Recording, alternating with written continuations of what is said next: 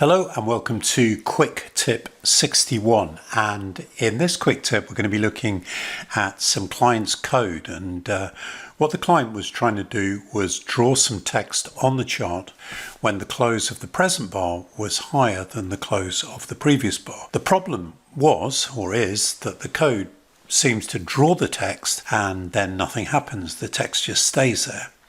And in fact, it's actually worse than that, because if you add a counter to the program, you can see that the text has been drawn, in my example, many times. If you actually went to the text that's been drawn here and dragged, you'd see that the text is actually drawing on top of each other over and over again. So let's just look at the program that the client sent, and then we'll look at how we could maybe change it. So what he did was he set a Boolean to true when close was greater than close the previous bar, and otherwise he set it to false, which is fine. And then he set he said if long setup this Boolean was true, then we're going to create a text label and add it to the chart, which is fine. No errors there, but the problem is that what it was actually doing is every tick, when long setup was true, it was going and creating another text label and adding it to the chart, which I don't think is what we're trying to do.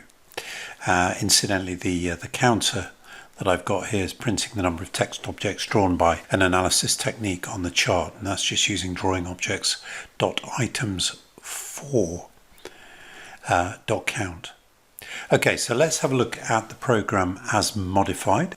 Okay, so I've now uncommented the modified code, and let's look at the chart. I'm going to refresh the chart, and actually let me just clear the print log. Okay, so the first thing you're going to notice is that we have now a count of 1.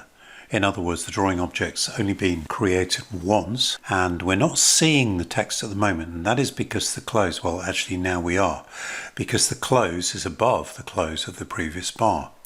And we'll notice as the chart develops, if the close goes below the close of the previous bar, or becomes equal to the close of the previous bar, then that text will disappear. But let's just look at the code now. So this is the modified code.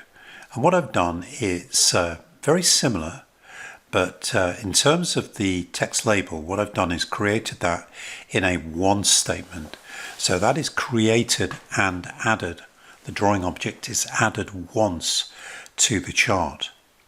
But then what I'm doing in another little routine here is saying that if the text label is not null, then if it is true, if long setup equals true, then we're going to set the byTextLabel.textString to text example. Otherwise, we're just going to set it to nothing. So in this way, we draw we create the text label once, and we add it once, but then we modify it using this little routine here. And then we're using the same routine here for counting the number of drawing objects. So let's just go back to the chart. So you can see that the close is actually greater than the close of the previous bar, so we can see the text label. So you can see now that the close is actually lower than we've waited a few bars, but you can see now the close is lower than the close of the previous bar, and the text has disappeared. I hope you find this quick tip useful. If you're not part of our email list, please join the email list, and please subscribe to YouTube, whichever video service you're watching this on. Thank you.